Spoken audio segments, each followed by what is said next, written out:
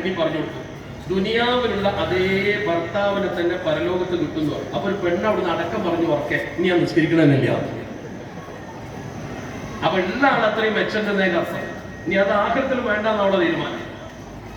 ഈ ഒരു അവസ്ഥയിലേക്ക് കുടുംബജീവിതം പോയാൽ അള്ളാഹുവിന്റെ പരിശുദ്ധ ഹബീബ് വിവാഹം ചെയ്ത കുടുംബജീവിതം ഉണ്ടാവില്ല. അതുകൊണ്ടാണ് നബിതങ്ങൾ പറഞ്ഞത് ഭാര്യമാരെന്ന് പറയുമ്പോൾ നബിതങ്ങൾ അത് പഠിപ്പിച്ചിട്ടുണ്ട്. ഈ ഉമ്മു സലമ ബീവി തന്നെ ചരിത്രത്തിൽ കാണുന്ന സംഭവം. ഈ ഉമ്മു സലമ ബീവി അള്ളാഹുവിന്റെ പരിശുദ്ധ പ്രവാചകന് ശരിക്ക് ദിശാബോധം വരച്ചു കൊടുത്തു. എങ്ങനെ? റസൂൽ ആരാ? എന്നിട്ടും ഭാര്യ പറഞ്ഞ വാചകം നോക്കണം. എന്താണ്? ഹുദൈബിയ സന്ധി. ഈ ഹുദൈബിയ സന്ധി എന്ന് പറഞ്ഞ സംഗതി ചരിത്രത്തിലെ വലിയ സംഭവം. ഹുദൈബിയ സന്ധിയിൽ നിങ്ങൾക്കൊക്കെ അറിയാവുന്നതായതുകൊണ്ട് ഞാൻ പരത്തി പറയുന്നില്ല. ആ ഹുദൈബിയ സന്ധിയിൽ അള്ളാഹുവിന്റെ പരിശുദ്ധ തിരുദൂതന് ശത്രുക്കളുമായി കരാർ ഒപ്പിടണം. അവര് 6 കൊല്ലമായി മക്കയിൽ നിന്ന് മദീനയിൽ പോയി. 6 കൊല്ലം. ഹിജ്റ കഴിഞ്ഞ 6ാമത്തെ വർഷമാണ് അവര് നേരെ വരുന്നത് പരിശുദ്ധ മക്കയിലേക്ക്, മദീനയിൽ. 6 കൊല്ലം മദീനത്ത് അവർ ജീവിച്ചു.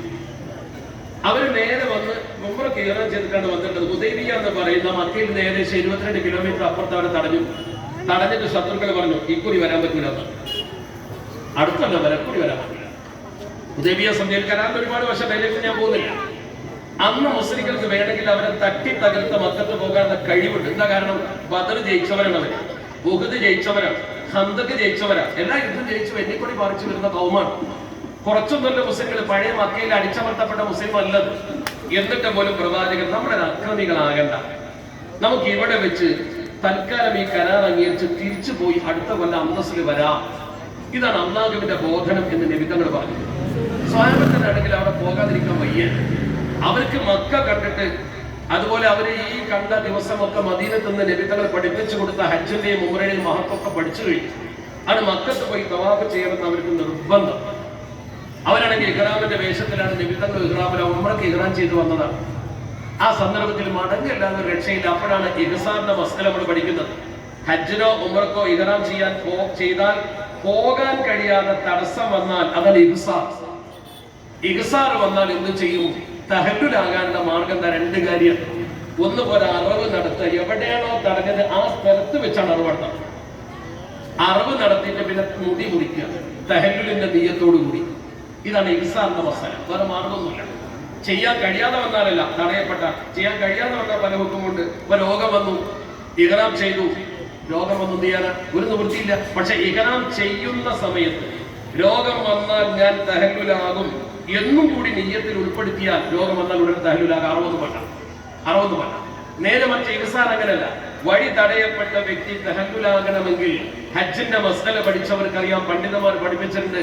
ഒരു മൃഗത്തെ അറുക്കുക, തഹല്ലുലിന്റെ നിയ്യത്തോടു കൂടി മുടി പഠിക്കുക. ഈ തീരുമാനം നബി തങ്ങൾ കാണിച്ചത് ഈ ഹുദൈബിയയിലാണ്. ഞാൻ പറഞ്ഞ വിഷയമല്ല, അത് സാന്ദർഭികമായ ഒരു അറിവ് നമ്മൾ ചർച്ച ചെയ്തു എന്നേ ഉള്ളൂ. നബി തങ്ങൾ സ്വഹാബത്തിനോട് പറഞ്ഞു, നമുക്ക് ഈ തവണ ഉംറ ചെയ്യാൻ ഇവൻ അനുമതി തന്നിട്ടില്ല, അതുകൊണ്ട് നമുക്ക് ഇത്തവണ മക്കയിൽ പോകാൻ പറ്റില്ല, നമ്മൾ തിരിച്ചു പോവുക. അവിടെ നിങ്ങൾ എല്ലാവരും ആദ്യം നിങ്ങൾക്ക് ഒരു മൃഗത്തെ അറുക്കുക. മൃഗത്തെ അറുത്തിട്ട്, ഒരു മൃഗത്തിന് ആടിനിറക്കണം, വലിയ മൃഗങ്ങളാണെങ്കിൽ അതിൽ 7 പേർക്കൊക്കെ ആവാം. നിങ്ങൾ മൃഗത്തെ അറുക്കുക, മുടി മുറിക്കുക, തഹല്ലുൽ ഇഹ്റാം ഒഴിവായി പോവാൻ നമുക്ക് എന്ന് പറഞ്ഞു. ഒരു കുട്ടി അനങ്ങുന്നില്ല, മറ്റു കുട്ടി അനങ്ങുന്നില്ല. നബിതങ്ങൾ രണ്ടാമതും പറഞ്ഞു, അനങ്ങുന്നില്ല. നബിതങ്ങൾ ഒരു കാര്യം പറയുമ്പോഴേക്കും ഏറ്റെടുത്ത് ചെയ്തിരുന്ന സ്വഹാബത്ത് അക്ഷരം ഉണ്ടെന്നില്ല, ചെയ്യുന്നില്ല. മൂന്നാമത് നബിതങ്ങൾ പറഞ്ഞു, സലാസ മറ, 3 വട്ടം പറഞ്ഞു തലയില്. 3 വട്ടം നബിതങ്ങൾ അവരോട് പറഞ്ഞിട്ട് ഒരു കേൾക്കില്ല. അല്ലാഹുവിന്റെ പരിശുദ്ധ ഹബീബിന്റെ ജീവിതത്തിൽ ഇത് ആദ്യത്തെ ഒരു അനുഭവം. നബിതങ്ങൾ പറഞ്ഞിട്ട് സ്വഹാബത്ത് അംഗീകരിക്കുന്നില്ല. അവര് മുടി മുടിക്കുന്നില്ല, അറുക്കുന്നില്ല, പോകാൻ തയ്യാറാവില്ല. അവർക്ക് മക്കത്ത് പോകണം. അവസാനം അല്ലാഹുവിന്റെ തിരുദൂതർ അഷ്റഫുൽ ഖൽഖ് മുഹമ്മദ് മുസ്തഫ സ്വല്ലല്ലാഹു അലൈഹി വസല്ലം അതിന് ദേഷ്യം പിടിച്ചിട്ട് അവരോട് ചീത്തെന്ന് പറഞ്ഞു. എന്താണ് അങ്ങനെ പറയില്ല. ദേഷ്യം പിടിച്ചാലും നബികളുടെ മുഖത്ത് കാണുന്നില്ല, അതൊന്നും ചെയ്യൂല. കഠിനമായ ദേഷ്യത്തോടു കൂടി തപ്പിലേക്ക് കയറി വന്നു. ടെന്റിലേക്ക് കയറി വന്നു. ആ ടെന്റില് ഈ ബീവി ഉണ്ടായിരുന്നു. ഉമ്മു സലമ ബീവി ടെന്റിലുണ്ട്, ഭാര്യ. ഉമ്മു സലമ ബീവി നബികളുടെ മുഖത്തേക്ക് ആ വരവ് കണ്ടപ്പോൾ നോക്കിയിട്ട് അത്ഭുതപ്പെട്ടു. കാരണം എന്താ അറിയാം, ഒരു നല്ലവളായ ഭാര്യക്ക്, ഭർത്താവിന് ശരിക്കറിയാവുന്ന ഒരു ഭാര്യക്ക് ഭർത്താവിന്റെ മുഖത്ത് നോക്കിയാൽ അറിയാം ഇയാൾ അവസ്ഥ എന്താണ്, വായിച്ചെടുക്കാൻ പറ്റും. തിരിച്ചങ്ങോട്ട് വേണം, നമ്മുടെ ഭാര്യയുടെ മുഖത്ത് നോക്കിയാൽ നമുക്കറിയാം എന്താണ് ഇപ്പൊ അവളെ മൂഡ് എന്ന് അറിയാൻ പറ്റും, അവളെ അവസ്ഥ എന്താണെന്ന് അറിയാൻ പറ്റും, കൃത്യമായിട്ട് അറിയാൻ പറ്റും. അറിയാത്തവൻ ഭർത്താവല്ല, അതറിയാത്തവൾ ഭാര്യയല്ല. ഭർത്താവിന്റെ മുഖത്ത് നോക്കിയിട്ട് ഭർത്താവിന്റെ മനസ്സ് വായിക്കാൻ കഴിയുന്നവളാണ് ഭാര്യ. ഉമ്മു സലമ ബീവി നബി തങ്ങളുടെ മുഖത്ത് നോക്കിയപ്പോൾ പന്തിയല്ല സംഗതി എന്ന് മനസ്സിലായി. ഉമ്മു സലമ ബീവി നബി തങ്ങളോട് ഇരിക്കാൻ പറഞ്ഞിട്ട് ചോദിച്ചു, നബി എന്തോ പ്രശ്നം ഉണ്ടല്ലോ? നബി തങ്ങൾ മിണ്ടിയില്ല.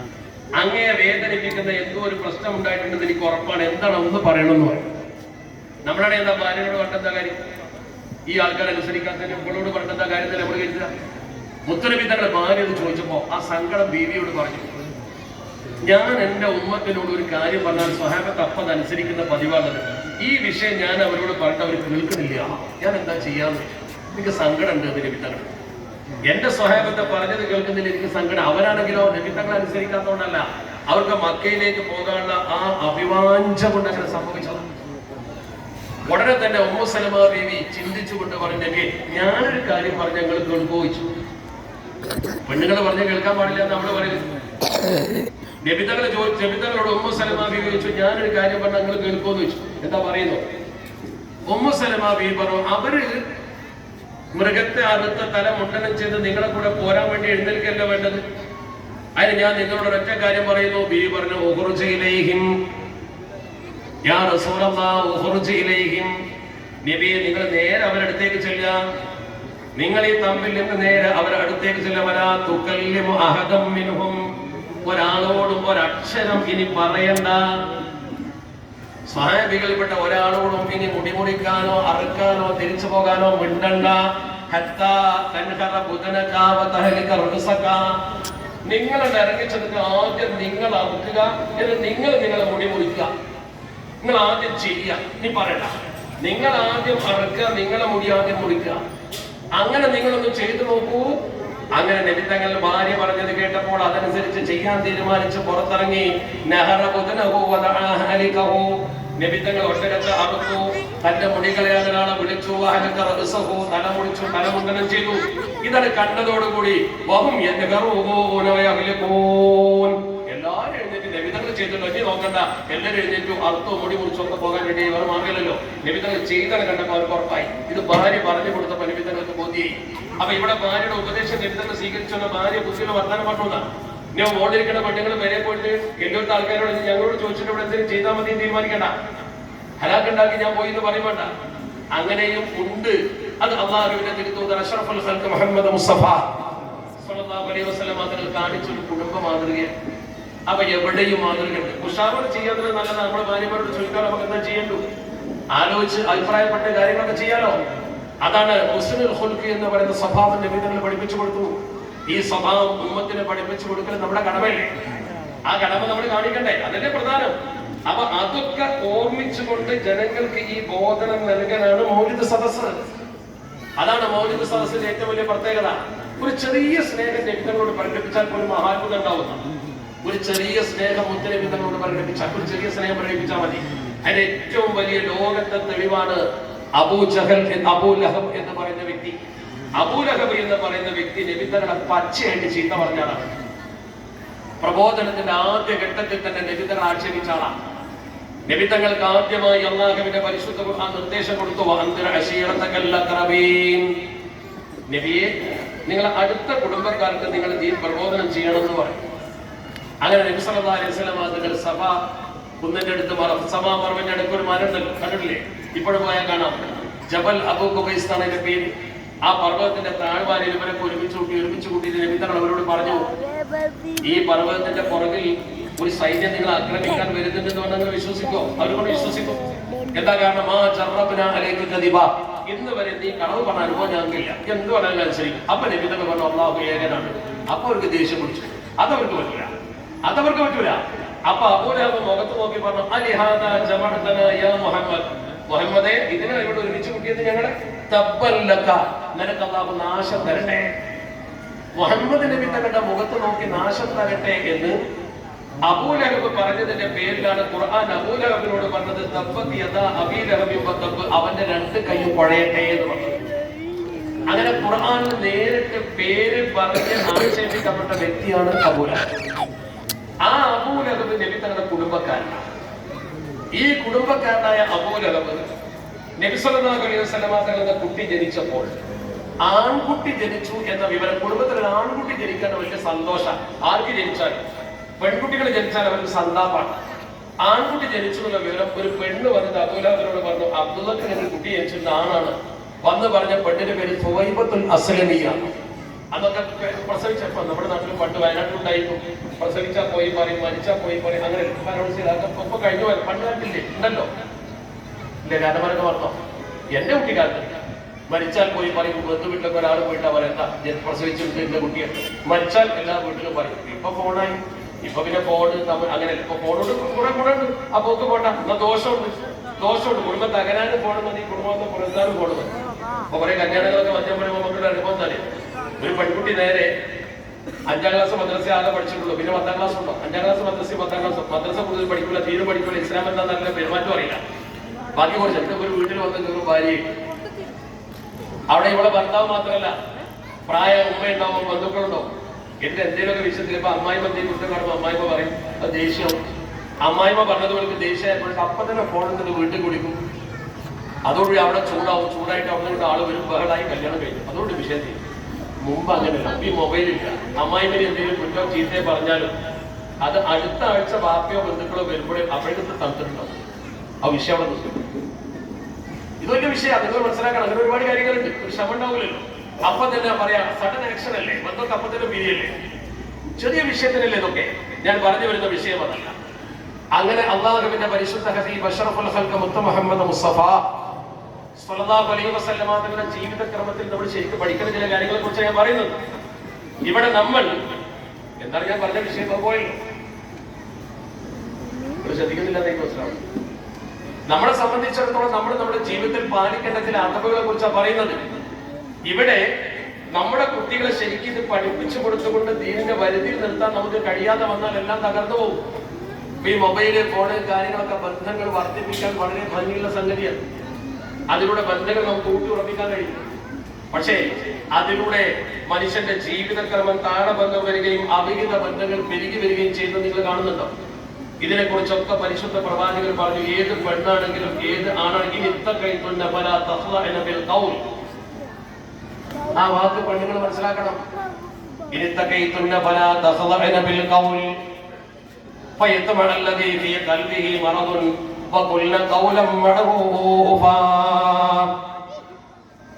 എന്താണ് പറഞ്ഞ വാക്ക്? പെണ്ണുങ്ങളോട് അല്ലാഹുവിന്റെ പരിശുദ്ധ ഹബീബിനോട് പറയാൻ പറഞ്ഞത്. അള്ളാഹു പരിശുദ്ധ ഖുർആനിൽ പറയാം, ഇനി ഇത്തക്കയത്തിന് നിങ്ങൾക്ക് പഠിച്ചോനെ പേടിയുണ്ടോ? ഒരു പെണ്ണ് ഒരു വീട്ടിൽ ജീവിക്കുമ്പോൾ ഒരുപാട് ആളുകളുമായി കമ്മ്യൂണിക്കേഷൻ നടത്തേണ്ടി വരും. മീൻകാരൻ വരും, പത്രക്കാരൻ വരും, മീറ്റർ റീഡിംഗ് എടുക്കാൻ ആള് വരും, കണക്കെടുക്കാൻ ആള് വരും, എനിമേലൊക്കെ വരും, പലതും ഉണ്ടാവും. ഓട്ടോറിക്ഷ വിളിക്കേണ്ടി വരും, ആശുപത്രിയിൽ പോകേണ്ടി വരും, പലരെയും ബന്ധപ്പെടേണ്ടി വരും ഫോണിലൂടെ. ആ സമയത്തൊക്കെ നിങ്ങൾ ശ്രദ്ധിക്കേണ്ട ഒരു കാര്യം, നിങ്ങളെ വാക്കുകളിൽ ഒരു കൊഞ്ചിക്കുഴച്ചിൽ ഉണ്ടാകാൻ പാടില്ല എന്ന വാക്കിനർത്ഥം. മര്യാദക്ക് ഓട്ടോറിക്ഷക്കാരെ വിളിക്കുക, ഓട്ടോറിക്ഷക്കാരെ കുറ്റക്കാരല്ല ഞാൻ പറയുന്നത്, അവരല്ലേ പറയുന്നത്. നമ്മുടെ ഏതെങ്കിലും ഒരാളുമായി ബന്ധപ്പെടുമ്പോൾ ഒരാൾ വന്ന് വീട്ടിൽ നിന്ന് ഇൻഫർമേഷൻ ചോദിക്കുമ്പോൾ നിങ്ങളെ വാക്കിൽ നിന്ന് അയാൾക്ക് ഇവിടെ വീഴുന്നു തോന്നാൻ പാടില്ല, ഇവിടെ വളയുന്നു തോന്നാൻ പാടില്ല. അങ്ങനെ നിങ്ങൾ ആയാൽ എന്താ സംഭവിക്കുക? ഖുർആൻ അവിടെ തന്നെ പറഞ്ഞു, ഹൃദയത്തിൽ രോഗമുള്ളവൻ എന്ന് പറഞ്ഞാൽ ഞരമ്പ് രോഗിയെന്ന്. അത്തരം സ്വഭാവമുള്ള ആൾ നിങ്ങളെ കൊതിക്കും. കൊതിച്ചു, അവന് കൊതി തോന്നും, ആ ബന്ധം വളരും. തിരിച്ചിങ്ങോട്ട് വിളിക്കും, മൊബൈലിൽ വിളിച്ചാൽ നമ്പറോടെ ഉണ്ടാവും, ആ ബന്ധം വളരും, അങ്ങനെ നീണ്ടുപോകും. അതുകൊണ്ട് മര്യാദക്കുള്ള വർത്തമാനം പറഞ്ഞാൽ മതി. അതിർവരമ്പ് വിട്ട വർത്തമാനം പറഞ്ഞാൽ അത് നിനക്കറിയേണ്ട ആവശ്യം എന്താണെന്ന് ചോദിച്ചാൽ കഴിഞ്ഞ വിഷയം. ആൺകുട്ടിയുടെ സ്വഭാവം ശരിക്കും ഈ രംഗത്ത് പ്രകടമാക്കിയ വിഷയം തീരും. എത്ര കുടുംബ ബന്ധങ്ങളാണ് തകരുന്നത്, എത്ര സാമൂഹ്യ ബന്ധങ്ങളാണ് തകരുന്നത്. എന്താണ് ഈ സാമൂഹ്യ ബന്ധങ്ങൾ തകരാൻ ഈ മൊബൈൽ കാരണമാകുന്നത്? അവിടെയാണ് നമ്മൾ ശരിക്കും ചിന്തിക്കേണ്ട അതിപ്രധാനമായ കാര്യം. നമുക്കൊരു വരയുണ്ട്, ഒരു അതിരുണ്ട്, ഒരു വരമ്പുണ്ട്, അവിടെ നിൽക്കണം. ആ അതിരും വരമ്പും കാത്തു സൂക്ഷിച്ചുകൊണ്ട് നമ്മൾ നിൽക്കുമ്പോൾ ഒരിക്കലും നമ്മുടെ തർക്കമിത പറക്കാൻ കഴിയില്ല. അല്ലാഹുവിന്റെ പരിശുദ്ധ ഹബീബ് അഷ്റഫുൽ ഖൽഖ് മുഹമ്മദ് മുസ്തഫ സ്വല്ലല്ലാഹു അലൈഹി വസല്ലമ തങ്ങൾ പഠിപ്പിച്ച മാർഗ്ഗരേഖ. ഞാൻ ഹുദൈബിയ സന്ധിയിൽ ബീവി പറഞ്ഞ കാര്യത്തെ കുറിച്ച് പറഞ്ഞു. അവിടെ നമ്മൾ ആ കുടുംബ ബന്ധത്തിന്റെ ചേർത്ത് നിൽപ്പാണ്. ഇങ്ങനെ ഓരോ വിഷയത്തിലും മനുഷ്യന് ആവശ്യമായ സകലതും. ഇപ്പൊ വയനാട് നമ്മൾ ഉരുൾപൊട്ടിയതിന്റെ കാരണം ഗാഡ്ഗിൽ പറയുന്നത് വനനശീകരണമാണെങ്കിൽ ഇസ്ലാം പറഞ്ഞ എന്താ? നിങ്ങൾ നാളെ ഖിയാമത്ത് നാളാണെങ്കിലും ഒരു ചെടി നിങ്ങളെ കയ്യിലേക്ക് നട്ടുപിടിപ്പിക്കണം എന്നാണ്. നാളെ ഖിയാമത്താണെന്ന് അറിഞ്ഞാൽ എന്താ പ്രകൃതി അത്ര കാത്തുന്നു. മാമിൻ മുസ്ലിമിൻ യസ്റഉ സറഅൻ ഔ യഗ്രിസു റസൻ ഫയഅകുലു മിൻഹു ഇൻസാനുൻ ഔ തയ്റുൻ ഔ ബഗീമ ഇല്ലാ കാനത് ലഹു സദഖ. അത്ര മനോഹര. ഒരു മുസ്ലിമായ മനുഷ്യൻ ഒരു ചെടി നട്ടു, ഒരു മരം കുഴിച്ചിട്ടു. ആ മരത്തിന്റെ എല്ലാ ഭാഗങ്ങളും ആരോ മുറിച്ചോണ്ട് പോയി, അല്ലെങ്കിൽ ഒരു പക്ഷി കടിച്ചു, അത് ഭക്ഷിച്ചു പോയി, അല്ലെങ്കിൽ മൃഗം തിന്നുപോയി. എന്നാലും അത് നട്ടവന്റെ അതിന്റെ കൂലി കിട്ടും, സദഖയുടെ കൂലി കിട്ടുമെന്ന് അഷ്റഫുൽ ഖൽഖ് മുത്ത് മുഹമ്മദ് മുസ്തഫ. അതാണ് ഇസ്ലാം. പ്രകൃതിയെ സ്നേഹിക്കണം, എല്ലാ ജാതി മതസ്ഥരോടും മനുഷ്യത്വം കാണിക്കണം, ശത്രുവിനോട് പോലും. നബിയുടെ ജീവിതത്തിലെ മനോഹരമായ ഏട് നോക്ക് നിങ്ങൾ. അള്ളാഹുവിന്റെ പരിശുദ്ധ ഹബീബിനെ കൊല്ലാൻ വേണ്ടി വാളും പിടിച്ച് ബദറിലും ഉഹദിലും ഖന്ദഖിലും നബി തങ്ങളെ തലവെട്ടാൻ ഓടി നടന്ന വ്യക്തിയാണ് ഇക്രിമത്ത് ബിൻ അബൂ ജഹൽ. ഇക്രിമത്ത് ബിൻ അബീ ജഹൽ, അബൂ ജഹലിന്റെ മകൻ ഇക്രിമ. റസൂലുള്ളാഹിയുടെ ഭയങ്കര പക. അതിന്റെ കാരണം എന്താ? ഒന്ന് ഇസ്ലാമിനോടുള്ള പക, രണ്ട് സ്വന്തം ബാപ്പ ബദറിൽ ഇസ്ലാമിനെ കൊണ്ടാണ് മരിച്ചു വിടുന്നത് അബൂ ജഹൽ. അബൂ ജഹലിന്റെ മകൻ ഇസ്ലാമിനോട് ഭയങ്കര പകയാണ്. ആ പകയുടെ പാരമ്പര്യത്തിൽ അബൂ ജഹൽ മരണപ്പെട്ടപ്പോ അതുകൂടി ഇവര് ദേശീയ മുഹമ്മദിനെ പരാജയപ്പെടുത്തണം, മുഹമ്മദിന്റെ മതത്തെ. പക്ഷെ നടന്നില്ല. ബദറിൽ നടന്നില്ല, ഉഹദിൽ നടന്നില്ല, ഖന്ദഖിലും നടന്നില്ല. നിരാശനെ. അങ്ങനെ അവസാനം വർഷങ്ങൾക്ക് ശേഷം ഇസ്ലാം ശക്തി പ്രാപിച്ചുകൊണ്ട് പരിശുദ്ധ മക്കയിൽ നിന്ന് മദീനയിൽ നിന്ന് മക്കയിലേക്ക് പ്രവേശിക്കുകയാണ്. അയാളുടെ മക്ക ഫത്തഹ് മക്കയുടെ സന്ദർഭത്തിൽ ഇസ്ലാമിന്റെ ഭടന്മാർ ഒന്നിച്ച് നബി തങ്ങളുടെ കൂടെ മക്കയിലേക്ക് കയറി വരും. ഈ രംഗം ചരിത്രകാരന്മാർ ഉദ്ധരിച്ചിട്ടുണ്ട്. എല്ലാ ചരിത്രകാരന്മാരും ഉദ്ധരിച്ചിട്ടുണ്ട്. പ്രസിദ്ധരായ ഇംഗ്ലീഷ് ചരിത്രകാരന്മാരെ പോലും പറഞ്ഞത് ഇങ്ങനത്തെ ഒരു കടന്നുവരവ് ലോകത്തില്ല എന്നാണ്. തന്നെ എതിർത്ത, തനിക്കൊട്ടകത്തിന്റെ കുടൽമാലയിട്ട, തന്റെ അനുയായികളെ കൊന്ന, തന്നെ ആട്ടിപ്പായച്ച നാട്ടിലേക്ക് വിജയിച്ചുകൊണ്ട് ഒരു ജേതാവ് വരുമ്പോ ഒരു വീടും കൊള്ള ചെയ്തില്ല, ഒരു പെണ്ണിന്റെ മാനവും കവർന്നില്ല. No house was robbed, no women insulted. ഒരു പെണ്ണിനെ ഇൻസൾട്ട് ചെയ്യാതെ, ഒരു വീടും കൊള്ളയടിക്കാതെ മുഹമ്മദ് നബിയുടെ കടന്നുവരവിന് തുല്യമായ കടന്നുവരവ് ലോകത്തെവിടെയുമില്ല. സ്റ്റാൻലി ലെയ്ൻപോൾ എന്ന ചിന്തകൻ എഴുതി വെച്ച വാക്കാണ്. സ്റ്റാൻലി ലെയ്ൻപോൾ പറഞ്ഞു, ഇതിന് തുല്യമായ കടന്നുവരവ് ലോകത്തെവിടെയില്ല. തന്നെ ആട്ടിപ്പായിച്ചവർക്കെതിരെ ഒരു നടപടി സ്വീകരിച്ചുകൊണ്ടല്ല നബി തങ്ങൾ കടന്നു വരുന്നത്. പക്ഷെ നബി തങ്ങൾ കടന്നു വന്നു. ആദ്യത്തെ പ്രഖ്യാപനം എന്താ? ആദ്യത്തെ പ്രഖ്യാപനം, ലാ തസ്രീബ അലൈക്കും അൽയൗം. ഒരാൾക്കെതിരെ ഞാൻ പ്രതികാരം ചെയ്യൂല. ഞാൻ ഒരാൾക്കെതിരെ പ്രതികാരം ചെയ്യൂല. ഇദ്ഹബൂ വഅൻതും തുലഖാ. നോക്കെ പോയിക്കോളൂ, നിങ്ങളെല്ലാവരും പോയിക്കോളൂ, നിങ്ങളൊക്കെ മോചിതരാണ്. നിങ്ങൾക്കെതിരെ ഒരു നടപടി ഞാൻ സ്വീകരിക്കൂല. കണ്ടോ, തന്റെ ശത്രുക്കൾക്ക് മുഴുവൻ പൊതുമാപ്പ് കൊടുത്തു, ഒന്നിച്ച് പൊതുമാപ്പ്. ആ പൊതുമാപ്പ് കൊടുത്തുകൊണ്ട് എല്ലാവരും നീതി കാണിച്ചു. കല്ലെറിഞ്ഞവരെ വെറുതെ വിട്ടു. ഇന്ന് ഇന്ത്യ മഹാരാജ്യത്തെ മുസ്ലിം സമൂഹത്തെ ദ്രോഹിക്കുന്ന ഫാസിസ്റ്റുകളെ നോക്കൂ നിങ്ങൾ. എന്തിനധികം ഒരു റൊട്ടി കഷ്ണത്തിന് വേണ്ടി പാത്രം കാണിച്ചു നിൽക്കുന്ന പലസ്തീന്റെ മക്കളുടെ മുകളിലേക്ക് ബോംബ് വർഷിച്ച് ചോര കൊണ്ട് ചിത്രം വരയ്ക്കുന്ന സാമ്രാജ്യത്വ ശക്തികളെ കാണുന്നില്ലേ നിങ്ങൾ? എന്തൊരു തമ്മാടിത്തമൊക്കെ! മനുഷ്യന്റെ ചോര കൊണ്ട് ചിത്രം വരയ്ക്കുന്ന സാമ്രാജ്യത്വ ശക്തികളെ നിങ്ങൾ കാണുന്നു. അവിടെയൊക്കെ നോക്കണം, അല്ലാഹു റസൂലിനെ എതിർത്ത മുഴുവൻ ആളുകളെയും വെറുതെ വിട്ട് എത്ര സ്വഹാബികളെ കൊന്നിട്ടുണ്ട് അവര്, എത്ര ആളുകൾക്ക് നാശമുണ്ടാക്കിയിട്ടുണ്ട് അവര്. ആ ആളുകളെ മുഴുവൻ വെറുതെ വിട്ടിട്ട് നബിതങ്ങൾ പറഞ്ഞ് എല്ലാവർക്കും മാപ്പിട്ട്. അപ്പോഴാണ് ഹംസ റളിയല്ലാഹു തആല ഇവനെ കൊന്ന ആ വഹ്ശിയെ പ്രേരിപ്പിച്ച് അതിന് പണം കൊടുത്ത്